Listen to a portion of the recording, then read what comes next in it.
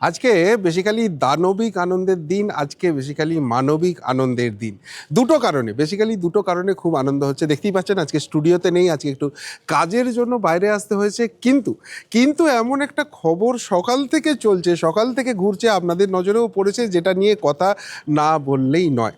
আজকে সরাসরি ইডি একটা পুরনো কয়লা পাচার মামলায় ইডি চলে এসেছে কলকাতায় এবং হানা দিয়েছে প্রতীক জৈনের অফিসে, আইপ্যাকের অফিসে। হ্যাঁ, সেই আইপ্যাক যাদেরকে কোটি কোটি টাকা দিয়ে তৃণমূল কংগ্রেস পুষছে এই রাজ্যে ভোটের রেজাল্ট বদলে দেওয়ার জন্য। এবং আমরা দেখছি 2021 থেকে কী নচ্ছারগিরি চলছে। তো যাই হোক, সেই প্রতীক জৈনের টিম, সেই আইপ্যাক, তারা এবারে জড়িয়ে গেছে কয়লা পাচার কেলেঙ্কারিতে। এবং সেই নিয়ে কার্যত হুলস্থুল পড়ে গেছে। কেন হুলস্থুল পড়ে গেছে? কেননা এই আইপ্যাকের অফিস, এই প্রতীক জৈনের অফিসে যখন ইডি হানা দিয়েছে, তখন সেখানে নজিরবিহীনভাবে পৌঁছে গেছেন রাজ্যের মুখ্যমন্ত্রী, রাজ্যের পুলিশ মন্ত্রী মমতা বন্দ্যোপাধ্যায় স্বয়ং। অর্থাৎ আমরা যেরকম দেখেছিলাম রাজীব কুমার কাণ্ডে, রাজীব কুমারের কাছেই কিন্তু সমস্ত রকম দুর্নীতির প্রাণভোমরা আছে বলে মনে করা হচ্ছিল, যে কারণে মমতা বন্দ্যোপাধ্যায় ছুটে গিয়েছিলেন, আটকে দিয়েছিলেন সিবিআইয়ের অ্যারেস্ট করা, বসে পড়েছিলেন ধর্নায়। ঠিক সেই একইভাবে আপাতত এদের চুরি দুর্নীতির সমস্ত কিছু তথ্য কি ওই আইপ্যাকের অফিসে লুকোনো আছে, ওই প্রতীক জৈনের কাছে লুকোনো আছে, যে কারণে মমতা বন্দ্যোপাধ্যায় সেইখানে চলে গেছেন। এবং শুধু পৌঁছে যাননি, তিনি তার সমস্ত শক্তি কাজে লাগিয়ে দিয়েছেন। পুলিশ প্রশাসন সমস্ত কিছু নিয়ে সেখানে পৌঁছে গেছেন। রাজ্য পুলিশের ডিজি রাজীব কুমারকে সেখানে নিয়ে চলে গেছেন, কলকাতা পুলিশের সিপি মনোজ ভার্মাকে সেখানে নিয়ে চলে গেছেন। এবং পুলিশের গাড়িকে সামনে রেখে ওই যেখানে রেড চলছে, 12 তলায় রেড চলেছে, 11 তলায় পৌঁছে গেছেন। সেখান থেকে ল্যাপটপ, ফাইল সমস্ত কিছু তুলে এনে পুলিশের গাড়িতে তুলে ফেলছেন এবং সেখান থেকে পাচার করার চেষ্টা করছেন। কি আছে তার মধ্যে? মমতা বন্দ্যোপাধ্যায় দাবি করছেন যে তার মধ্যে নাকি আছে তৃণমূল কংগ্রেসের স্ট্র্যাটেজি, তার মধ্যে নাকি আছেন তৃণমূল কংগ্রেসের প্রার্থী তালিকা। এবং এই ইডিকে, এই সিবিআইকে কাজে লাগিয়ে অমিত শাহজি, কেন্দ্রীয় স্বরাষ্ট্রমন্ত্রী, তিনি সেই সমস্ত চুরি করতে এসেছিলেন, ডাকাতি করতে এসেছিলেন, সেই জন্য বাধ্য হয়ে তাকে ময়দানে নামতে হয়েছে এবং তিনি সেইগুলোকে যত্ন সহকারে সরিয়ে নিচ্ছেন। কিন্তু সত্যি কি তাই? একটা রেড যখন চলে তখন কি এইভাবে ফাইল, ল্যাপটপ সরিয়ে ফেলা যায়?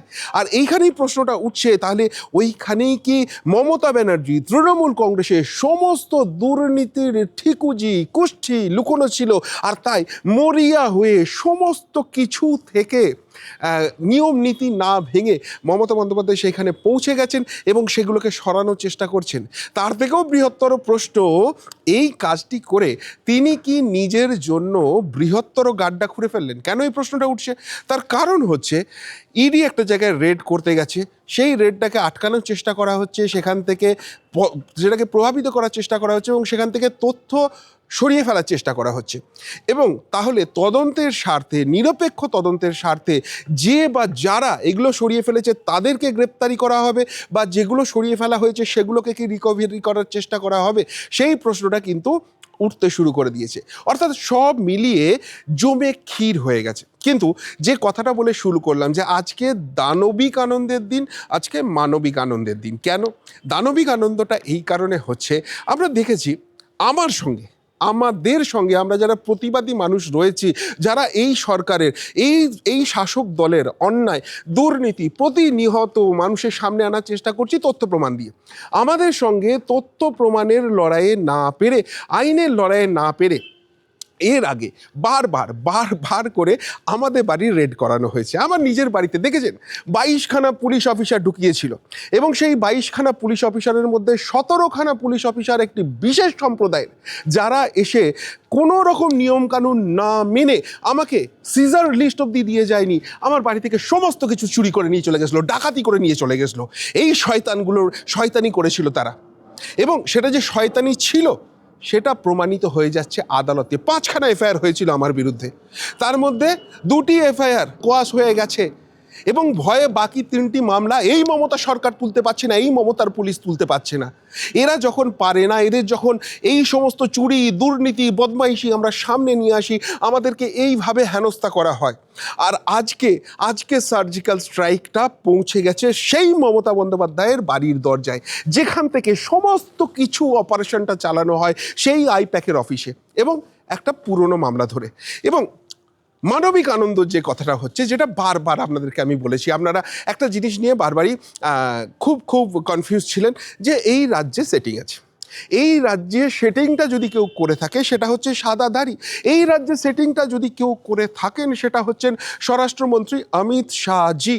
তারা কিছুতেই চান না এই রাজ্যে কোনো পরিবর্তন হোক, এই রাজ্যে বিজেপি কোনো মতেই ক্ষমতায় আসুক। এবং সব থেকে বড় কথা, তারা এটা করছেন বা করতে বাধ্য হচ্ছেন, তার কারণ হচ্ছে নাগপুর থেকে ইনস্ট্রাকশন আছে। নাগপুর থেকে একদা এই মমতা বন্দ্যোপাধ্যায়কে দেবী দুর্গার সঙ্গে তুলনা করা হয়েছিল, অর্থাৎ আরএসএসের সদর দপ্তর থেকে তুলনা করা হয়েছিল। ফলে সেখানে যখন এই রকম ভাবনা চিন্তা রয়েছে, সেই জায়গা থেকে তো কিছুতেই সম্ভব নয় যে মমতা বন্দ্যোপাধ্যায়ের বিরুদ্ধে কোনো ড্রাস্টিক স্টেপ নেওয়া হবে। এবং তার থেকেও বড় কথা, খুব গুরুত্বপূর্ণ কথা, যেটা এই রাজ্যে মমতা বন্দ্যোপাধ্যায়কে পরিবর্তন থেকে সরানো হবে। যে কারণে আপনারা বারবার প্রশ্ন তোলেন যে আমরা দেখেছি হেমন্ত সোরেনকে গ্রেপ্তার করতে পারে ঝাড়খণ্ডের মুখ্যমন্ত্রী থাকা অবস্থায়, অরবিন্দ কেজরিওয়াল দিল্লির মুখ্যমন্ত্রী আছেন, সেই অবস্থায় তাকে গ্রেপ্তার করা হতে পারে।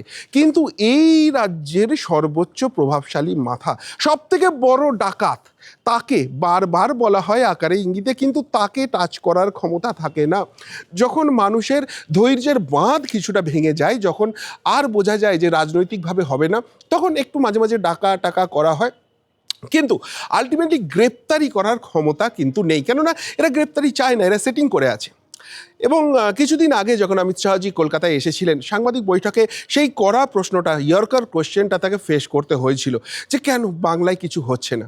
তিনি বলেছিলেন যে আইনের পথে চলবে, এজেন্সির কাছে বিজেপি হস্তক্ষেপ করে না। কিন্তু এবার প্রশ্নটা হচ্ছে, আজকে মমতা বন্দ্যোপাধ্যায় নিজেই বলে দিচ্ছেন যে অমিত শাহজি, নরেন্দ্র মোদীজি, রাজনাথ সিংজি, জেপি নাড্ডাজি, এরা রাজনৈতিকভাবে তৃণমূল কংগ্রেসের সঙ্গে পাচ্ছে না, এরা দেউলিয়া হয়ে গেছে। এবং সেই জন্য ইডি সিবিআইকে কাজে লাগিয়ে এই নক্কারজনক কাজটি তারা করেছে। এখন এই কথা মমতা বন্দ্যোপাধ্যায় বলছেন, তার হাতে অপশান আছে, তিনি বিশাল বড় আইনজীবী নিজেই। সুতরাং সেই জায়গা থেকে তিনি আদালতের কাছে চলে যেতে পারেন এবং আদালতে গিয়ে সেটা প্রমাণ করে দিতে পারেন। আমরাও দেখব মমতা বন্দ্যোপাধ্যায় কত বড় আইনজীবী এবং কতখানি আইনজ্ঞের মতো কথা বলছেন, সে নিয়ে কোনো সন্দেহ নেই। কিন্তু যদি ধরে নিই মমতা বন্দ্যোপাধ্যায়ের অভিযোগটা একদম সত্যি, 100% সত্যি, তাহলে তো একটা মজার কথা বলতেই হয় যে সেটিং থিওরি নিয়ে এতদিন এই মমতা বন্দ্যোপাধ্যায়ের বি টিম, সি টিম, তার ইন্ডিজোটের সঙ্গীরা বাজার গরম করলো এবং সেই কথায় আপনারা প্রভাবিত হলেন, সেই সেটিং তত্ত্বের কি কোনো রকম কোনো আর ভ্যালু থাকলো?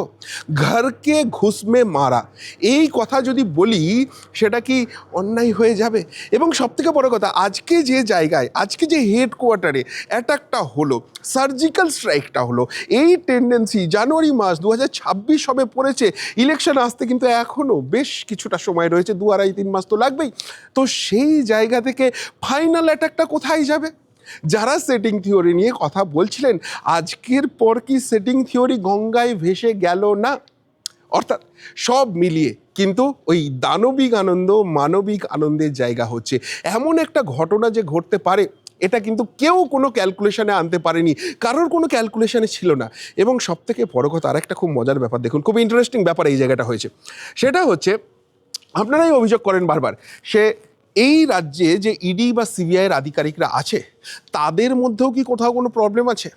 তাদেরকেও কি কোনোভাবে সেটিংয়ের আওতায় নিয়ে চলে আসা হয়েছে? তারা কি কোনোভাবে কম্প্রোমাইজড হয়ে গেছে, যে কারণে এতদিন তদন্ত চলার পরও তারা কোনো ফ্রুটফুল রেজাল্ট দিতে পারছেন না? এই প্রশ্ন যখন আপনার মনের মধ্যে উঠছে, আমার মনের মধ্যে উঠছে, আদালতের মনের মধ্যে উঠছে, সুতরাং সেই জায়গাটা সকলকেই ভাবাচ্ছে। আজকে যে রেডটা হলো, সেখানে কিন্তু কলকাতা বা পশ্চিমবঙ্গের কোনো আধিকারিকের কোনো সম্পর্ক ছিল না। যেটুকুনি এখন অবধি আমরা খবর পাচ্ছি সেটা হচ্ছে একটা পুরনো মামলা, কয়লা পাচার মামলা, অনুপ মাঝি লালা এর সঙ্গে জড়িত ছিলেন এবং সেই মামলাটা নিয়ে দিল্লিতে তদন্ত হচ্ছিল। দিল্লিতে এর ইসিআইআরটা আছে, অর্থাৎ এফআইআর যেরকম সাধারণ কেসের ক্ষেত্রে হয়, আর্থিক দুর্নীতির কেসের ক্ষেত্রে কিন্তু ইসিআইআর হয়। তো সেই ইসিআইআরটা দিল্লিতে হয়েছে। দিল্লির এই মামলাটাতে ইতিমধ্যেই বেশ কিছু জায়গায় খানা তল্লাশি হয়েছে, তার মধ্যে ঝাড়খণ্ড রয়েছে, বিহার রয়েছে, দিল্লি ইটসেলফ রয়েছে, ইউপি রয়েছে, এবং সেই মামলার রেস ধরেই কিন্তু এবার পশ্চিমবঙ্গে আইপ্যাকের অফিসে, প্রতীক জৈনের অফিসে গিয়ে রেডটা হয়েছে। এবং এই যে রেডটা করেছেন, যে আধিকারিকরা এসেছেন, তারা কিন্তু কেউই এই রাজ্যের নয়, সকলেই কিন্তু ওই দিল্লির আধিকারিক, দিল্লি অফিসে কাজ করেন, সেইখান থেকে উঠে এসে এই রেডটা করেছেন। অর্থাৎ কিন্তু চারিদিকে আটঘাট বেঁধে হচ্ছে। এবং সব থেকে ইম্পর্টেন্ট, সার্জিক্যাল স্ট্রাইকটা যখন হয়েছে, ইডির রেডটা যখন শুরু হয়েছে, তখন কিন্তু ভোর রাতে এমনিতেই প্রচণ্ড শৈত্যপ্রবাহ চলছে, এবং সেই জায়গা থেকে ঠান্ডার আমেজ। সেই সময়ে প্রতীক জৈনের অফিসের যারা শীর্ষকর্তা বা আইপ্যাকের যারা শীর্ষকর্তা, তারা কেউই ওখানে অফিসে ছিলেন না। নাইট গার্ড যারা আছেন তারা ছিলেন, এবং সেই জায়গা থেকে 12 তলায় চলে যায় ইডি এবং অফিস সিল করে দেওয়া হয়। এরপর বেলা বাড়লে যেটুকুনি খবর পাওয়া যাচ্ছে যে আইপ্যাকের টিম, তাদের যারা শীর্ষকর্তা আছেন, তারা জুম মিটিংয়ে নিজেদের মধ্যে আলোচনা করছেন, এবং পিসিমণি তিনি কিন্তু লাফাতে লাফাতে চলে এসছেন পুলিশকে নিয়ে। রাজ্য পুলিশের ডিজি, কলকাতা পুলিশের সিপি, পুরো বাহিনী, তার রাজ্যসভার মন্ত্রী, রাজ্য মন্ত্রিসভার সদস্য, বিধাননগরের যারা হেভিওয়েট তৃণমূল নেতা নেত্রী রয়েছেন, সকলেই সেখানে চলে এসছেন। বিপুল পরিমাণ মানুষ চলে এসছেন, এবং ধাক্কি করে মমতা বন্দ্যোপাধ্যায় নিজে রেড হচ্ছে যে বিল্ডিংয়ে, তারা 11 তলায় পৌঁছে গেছেন। মানে কতখানি অকুতভয় হয়ে গেছেন, কতখানি ভয় তিনি পেয়ে গেছেন, কতখানি থমকে তিনি গেছেন, যে এই যে রেডটি হচ্ছে তাতে আলটিমেটলি কত বড় সর্বনাশ, কত বড় ধাক্কা নেমে আসতে চলেছে।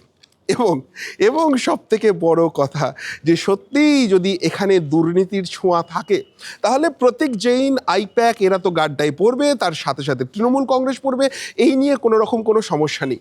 কিন্তু তার থেকেও বড় কথা, যদি এসব কিছু না থাকে, এটা যদি সত্যিই রাজনৈতিক প্রতিহিংসা হয়ে থাকে, যে রাজনীতিটা মমতা বন্দ্যোপাধ্যায় সব থেকে বেশি করেন বলে অভিযোগ, তিনি শুভেন্দু অধিকারীর অফিসে পাঠিয়েছিলেন, সিআইডি পাঠিয়েছিলেন, পুলিশ পাঠিয়েছিলেন, তিনি শুদ্ধশীল ঘোষ, শফিকুল ইসলাম, মানব গুহ, রুদ্রপ্রসাদ ব্যানার্জি, সন্ময় ব্যানার্জি, কাকে না এই হেনস্থার শিকার করিয়েছেন। সেই মমতা বন্দ্যোপাধ্যায়ের বাড়িতে, সেই মমতা বন্দ্যোপাধ্যায়ের আইপ্যাকের বাড়িতে, সেই মমতা বন্দ্যোপাধ্যায়ের রাজনৈতিক পরামর্শদাতা প্রতীক জৈনের হেডকোয়ার্টারে আজকে কিন্তু সার্জিক্যাল স্ট্রাইক হলো। এবং এটাতে যে ইনপুট আমি পাচ্ছি, আমি বিভিন্ন মানুষের সঙ্গে কথা বলার চেষ্টা করছি, যেহেতু বাইরে রয়েছি, এটা সুবিধা হচ্ছে, কথা বলার চান্স পাচ্ছি, প্রত্যেকে কিন্তু অসম্ভব খুশি। এবং তারা বলছেন, যদি সত্যিই অমিত শাহ জিরা এই কাজটা করিয়ে থাকেন এবং এই টেন্ডেন্সি কন্টিনিউ করতে থাকেন, তাহলে 2026-এ বিজেপি বাংলায় শুধু আসছেই না, 2/3 আসন নিয়ে অমিত শাহজি বলেছেন, তো তার থেকে বেশি, 200-র বেশি আসন নিয়ে বিজেপি এই রাজ্যে ক্ষমতায় আসবে। এরা যে ভাষায় বোঝে, সেই ভাষায় এদের জবাব দেওয়ার সময় এসেছে, এবং সেই যে জবাবটা দেওয়া হচ্ছে তাতে কিন্তু খুশি মানুষের ধরছে না। ফলে সব মিলিয়ে আজকের যে ইডি রেড হলো, পশ্চিমবঙ্গের পলিটিক্যাল ইকুয়েশন কিন্তু এক ধাক্কায় অনেকটা চেঞ্জ হয়ে গেল, এবং এই যে টেন্ডেন্সি শুরু হলো, সেই টেন্ডেন্সিকে থামানোর ক্ষমতা আর এই মমতা বন্দ্যোপাধ্যায়, আর এই অভিষেক বন্দ্যোপাধ্যায়, আর এই তৃণমূল কংগ্রেস, আর এই আইপ্যাক, আর এই প্রতীক জৈন, তাদের কারোরই আর থাকবে না, এমনটা কিন্তু সাধারণ মানুষ মনে করতে শুরু করেছে। ফলে নতুন বছরের শুরুতে রাজনৈতিক যে পরিবেশ শুরু হয়ে গেল, যে যুদ্ধ শুরু হয়ে গেল, ইডির যে সার্জিক্যাল স্ট্রাইক তৃণমূলের বেস সেন্টারে হয়ে গেল, সেটা কিন্তু 26-এর সমস্ত ইকুয়েশন ওলট পালট করে দেওয়ার জন্য যথেষ্ট, এমনটা সাধারণ মানুষ মনে করছেন, যাদের সঙ্গে এখন অবধি আমি ইন্টারাক্ট করতে পেরেছি। আপনাদের কি মনে হচ্ছে আজকের এই ইডি রেড নিয়ে? আপনারা কি বলবেন? যদি কিছু বলার থেকে অবশ্যই কমেন্ট বক্সে কমেন্ট করে জানাবেন। এখনকার মতো এখানেই শেষ করলাম, ফেরত আসছি নতুন প্রতিবেদন নিয়ে খুব তাড়াতাড়ি।